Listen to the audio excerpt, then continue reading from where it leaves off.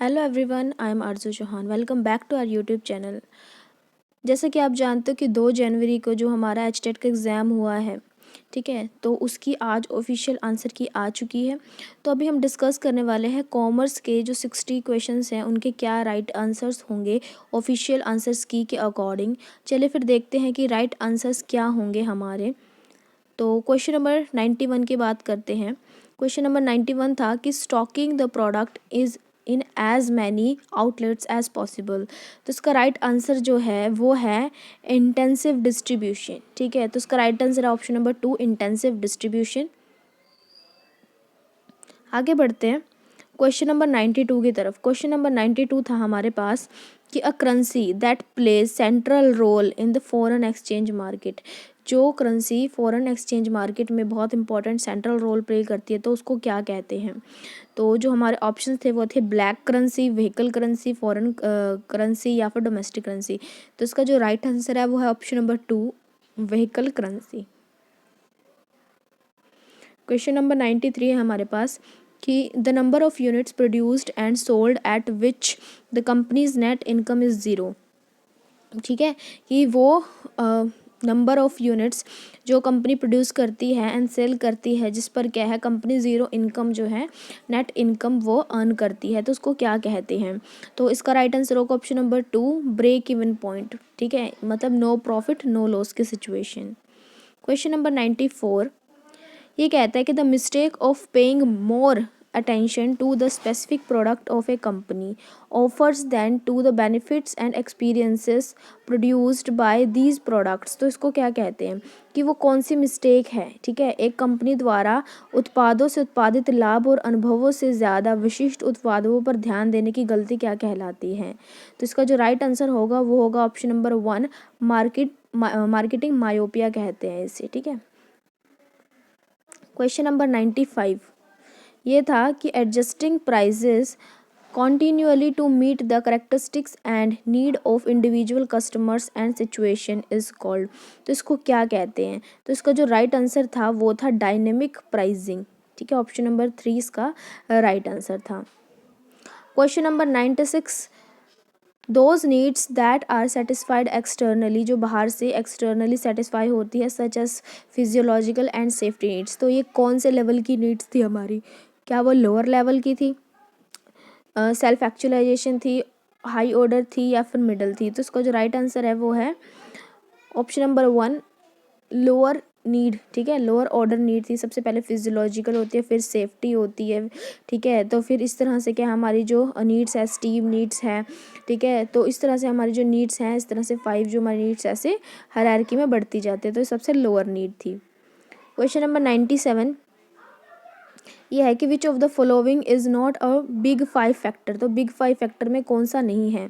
तो जिसका right answer है वो है ऑप्शन नंबर 4, सेल्फ मॉनिटरिंग। ठीक है, तो इसका बिग 5 फैक्टर का जो पार्ट नहीं है। क्वेश्चन नंबर 98 कि the dynamic search for new product design is new product idea is. ठीक है, नए जो सिस्टमेटिक सर्च होती है नए प्रोडक्ट की तो उसे क्या कहते हैं। तो इसका राइट आंसर है option number 2, idea generation. Question number 99 है हमारे पास the unsecured short term corporate debts that is characterised by a single payment at a maturity is called. ठीक है, unsecured short term corporate debts क्या कहलाते हैं, वो कहलाते हैं कमर्शियल पेपर। इसका राइट आंसर है ऑप्शन नंबर 1। क्वेश्चन नंबर 100 क्या है कि enhancing job by giving employees more opportunity to plan and control their work. तो इसको क्या कहते हैं। ठीक है, एनरिचिंग जॉब। तो इसका जो राइट आंसर होगा वो होगा option number 1, job enrichment. Question number 101 employees are free to join the unions और not and those who decline needs not pay union dues. तो उसको क्या कहते हैं, उसको कहते हैं ओपन शॉप। इसका राइट आंसर होगा ऑप्शन नंबर 2, ओपन शॉप। बहुत इजी क्वेश्चन था ये वाला कि सेंट्रल बैंक ऑफ इंडिया कौन सा है, तो उसका आंसर है आरबीआई। अगला क्वेश्चन था हमारे पास 103 the study of societies to learn about human beings and their activities. तो इसका जो राइट आंसर था वो ऑप्शन नंबर 1 था, anthropology. Question number 104. A situation in which an economic gain by one country results in an economic loss by another. तो इसका जो right answer था वो था option number 1, zero sum game. Question number 105 कि a business buying situation in which the buyer wants to modify product specifications, prices, terms और suppliers, तो इसको क्या कहते हैं हम? तो इसका जो राइट आंसर है वो है ऑप्शन नंबर 2, ठीक है, मॉडिफाइड रीबाय। ठीक है, इसका राइट आंसर है क्या? मॉडिफाइड रीबाय। उसके बाद है क्वेश्चन नंबर 106 कि a citizen of one country working in another country is called. इसका जो राइट आंसर होगा वो होगा ऑप्शन नंबर 2, एक्सपेट्रिएट कहते हैं इसको। ठीक है, क्वेश्चन नंबर 107 कि firms whose future earnings are likely to. तो जिसका राइट आंसर होगा वो होगा ऑप्शन नंबर 1, डिफेंसिव कंपनी। आगे बढ़ते हैं क्वेश्चन नंबर 108 कि the error of rejecting a true null hypothesis, तो इसको क्या कहते हैं? तो इसका राइट आंसर है option number 1, true type 1 error. A trend in which the dependent variable changes at a constant rate, तो इसको हम कहते हैं लीनियर ट्रेंड। ठीक है, इसको कहते हैं linear trend. The difference between gross national product and net national product is equal to, तो उसका राइट आंसर होगा option number 2, depreciation. Question number 111 an unauthorised and illegal strike that occurs during the terms of an existing contract, तो इसको बोलते हैं हम wildcat strike. Question number 112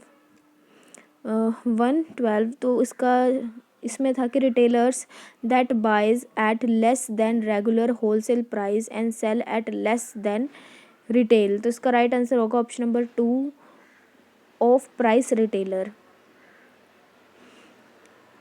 question number 113 कि perceived fairness of the amount and allocation of reward among individual is known as, तो इसको बोलते हैं डिस्ट्रीब्यूटिव जस्टिस।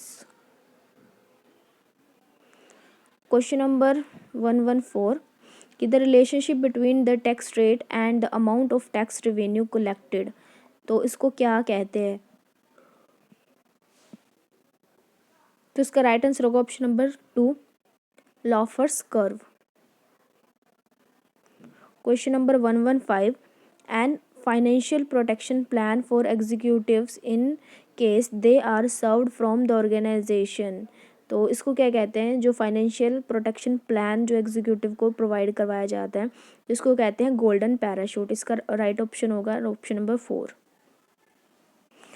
क्वेश्चन नंबर 116 है कि the ability to pay specialised knowledge and expertised, तो इसको क्या बोलेंगे? इसको बोलते हैं technical skills. Question number 117 the product life cycle stage in which a products sale starts climbing quickly, तो उसको क्या कहते हैं? तो उसको कहते हैं, तो वो कौन से स्टेज में होता है? वो होता है ग्रोथ स्टेज में, जब जो क्या होता है हमारे प्रोडक्ट की सेल बहुत ज़्यादा बढ़ने लगती है। क्वेश्चन नंबर 118 कि the Japanese terms for an organisation commitment to continuous improvement, तो इसको बोलते हैं हम केन्जियन। ठीक है, काइजन, जो काइजन है तो वो ये क्या जापानीज टर्म है एक। क्वेश्चन नंबर 119 है कि people shift their spending across food, housing, transportation, health care and other goods and services categories as family income is this law is known as, इसका राइट आंसर होगा option number 1, Engel law. Question number 120 the tendency of people to associate two events when in reality there is no connection between them, तो उसको क्या कहते हैं? तो उसको कहते हैं इल्यूजनरी कोरिलेशन। इसका राइट आंसर होगा ऑप्शन नंबर 4। क्वेश्चन नंबर 121 कि in how many ways 12 cups be put in 3 trays in equal number. तो इसका जो राइट आंसर है वो है ऑप्शन नंबर 2, 5, 7, 7, 5। क्वेश्चन नंबर 122 a budget is an estimate of future needs arranged according to an orderly basis covering some of all of the activities of an enterprises for a definite period of time। तो ये definition किसने दी थी? तो ये दी थी George R Terry ने। अगला question है 123 नंबर की FSND क्लासिफिकेशन ऑफ मटेरियल में F क्या है? तो F है फास्ट, ठीक है। तो FSND में क्या आएगा? तो इसमें है एक तो फास्ट मूविंग है, स्लो मूविंग है, नॉन मूविंग है। तो ठीक है, तो इसमें जो F था वो था फास्ट मूविंग का, ठीक है। क्वेश्चंस जो थे इस बार एग्जाम में इतने ज़्यादा डिफिकल्ट आए हुए थे, पता नहीं कहाँ से ही आए हुए थे क्वेश्चंस। क्वेश्चन है 124 कि the central consumer protection council is headed by. तो इसका राइट आंसर होगा option number 2, the minister in charge of central affairs of central government.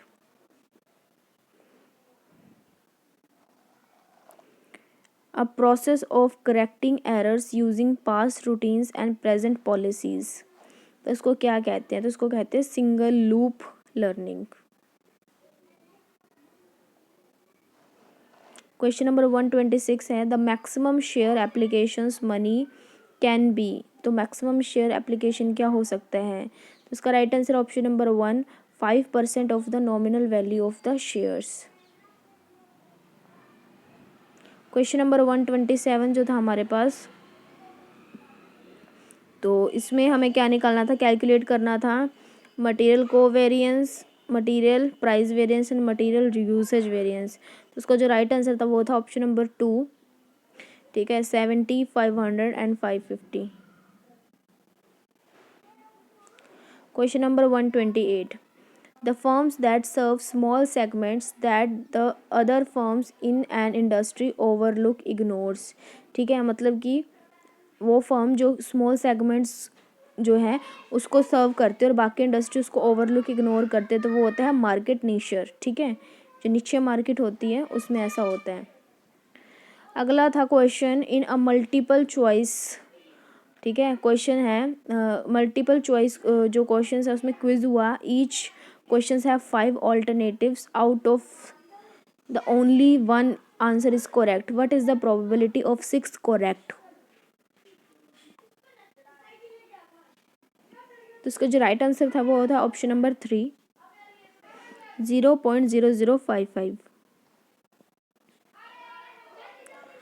Question number 130 है कि विच of the following is not an assumption of monopoly. Market की कौन सी assumptions नहीं है? तो इसका जो राइट आंसर था वो था option number 4, the product produced by one firm is a close substitute for the other, क्योंकि क्लोज नहीं होती है। ठीक है, मोनोपोली में क्या है, सिंगल सेलर होता है, वही सब बेचता है और सब लोग वही खरीदते हैं। ठीक है, अगला क्वेश्चन था 131 की which of the following error will cause the trial balance to be out of order. ठीक है, तो इसका जो राइट आंसर था वो था option number D, all of the above. Question number 132 the step in the selling process in which the salesperson identified qualified potential customers। तो इसको बोलते हैं प्रोस्पेक्टिंग। ठीक है, 133 कि a contingency theory that focus on followers readiness. तो इसका जो राइट आंसर था वो था option number 1, situational leadership theory. Question number 134 जो हमारा था, इसमें हमें क्या है, रोवन का प्लान के अकॉर्डिंग हमें क्या निकालना था, वेज निकालनी थी। तो उसका राइट आंसर था 160। 135 इसमें हमें क्या निकालना था कि पीवी रेशियो हमें दी हुई थी 50% दी हुई थी, मार्जिन ऑफ सेफ्टी 40% दिया हुआ था, और हमें बैलेंस बीईपी निकालना था, ब्रेक इवन पॉइंट और प्रॉफिट वॉल्यूम जो है प्रॉफिट निकालना था, और सेल्स हमें दी हुई थी 5 लाख की। तो उसका जो राइट आंसर बना था वो बना था ऑप्शन नंबर 4। ठीक है, तो जो हमारा ब्रेक इवन पॉइंट होगा वो 3 लाख का बनेगा और प्रॉफिट कितना होगा 1 लाख का होगा। और क्वेश्चन नंबर 136 में हार्मोनिक मीन निकालना था, इसका right answer option number 2 15.58। Question number 137 है how many arrangements can be formed from the Gangapur. Commerce के पेपर में रीजनिंग के क्वेश्चंस डाले हुए थे, तो इसका जो राइट आंसर होगा 137 का वो होगा 10080, इसका राइट आंसर होगा। क्वेश्चन नंबर 138 है कि अगर x माइनर है और मिस रिप्रेजेंट करके y के साथ किसी कॉन्ट्रैक्ट में एंटर हो जाता है तो x की लाइबिलिटी क्या होगी। तो इसका आंसर होगा 2 कि जो x है, ठीक है, not liable on any contract, किसी भी कॉन्ट्रैक्ट के लिए लाइबल नहीं है। क्वेश्चन नंबर 139 है at the time of retirement of a bill of bill the acceptor debit. तो एक्सेप्टर क्या डेबिट करेगा, एक्सेप्टर डेबिट करेगा bills payable account. The combination of inflation and recession is, इन दोनों को क्या कहते हैं, तो इन दोनों को कहते हैं स्टैगफ्लेशन। इसका राइट आंसर होगा option number 1। Question number 144 which among the following is not included in the use of fund, में क्या इंक्लूड नहीं होता है। इसका राइट आंसर ऑप्शन नंबर 4 कि purchase of fixed assets against share. ठीक है, हमने फिक्स्ड एसेट्स जो है वो परचेज कर ली हैं शेयर दे करके, तो इससे कोई भी यूज़ नहीं हुआ फंड का। 142 है कि अ परफॉर्मेंस असेसमेंट इन विच को वर्कर्स प्रोवाइड इनपुट्स इन एम्प्लॉय परफॉर्मेंस, तो उसको क्या कहते हैं, तो उसको कहते हैं पीयर इवेल्युएशन करना। Question number 143 the close association close of a public company, तो इसका जो राइट आंसर होगा 7% जो हैं इस पर साइन करेंगे। 144 कि in which of the following is a quantitative technique of decision making, तो क्वांटिटेटिव क्या थी, इसका राइट आंसर है decision tree. 145 which of the following is not a principle of Henry Fayol, so unity of control कोई principle नहीं है, इसका answer होगा option number 3। 146 which of the following is a long term solvency ratio, तो इसका answer है proprietary ratio. Question number 147 है, हमारा रेशो निकालनी थी हमें, तो इसका राइट आंसर था ऑप्शन नंबर 2 532। 148, ठीक है, तो इसमें था कि थर्ड स्टेज कौन सी है ग्रुप डेवलपमेंट में, तो जो उसका राइट आंसर है वो है option number 4 norming. Question number 149, ठीक है, तो इसमें अर्निंग यील्ड मेथड के अकॉर्डिंग हमें क्या कॉस्ट ऑफ इक्विटी को निकालना था, तो कॉस्ट ऑफ इक्विटी इसका राइट आंसर होगा option number 6.25। Question number 150 a promise to pay the accepting party at some future date, तो इसका जो राइट आंसर है वो है ऑप्शन नंबर 1 टाइम ड्राफ्ट। तो ये थे 60 क्वेश्चंस जो 2 जनवरी को कॉमर्स के पेपर में आए हुए थे। ठीक है, पेपर बहुत ज़्यादा टफ बनाया हुआ था। ठीक है, बहुत से कॉन्सेप्ट से जो पढ़े भी नहीं हुए थे स्टूडेंट्स ने। ठीक है, तो ये थे हमारे 60 क्वेश्चंस। ठीक है, आई होप आपको हेल्प होगी इनसे। ठीक है, तो मिलते हैं आपसे नेक्स्ट वीडियो में। Bye bye.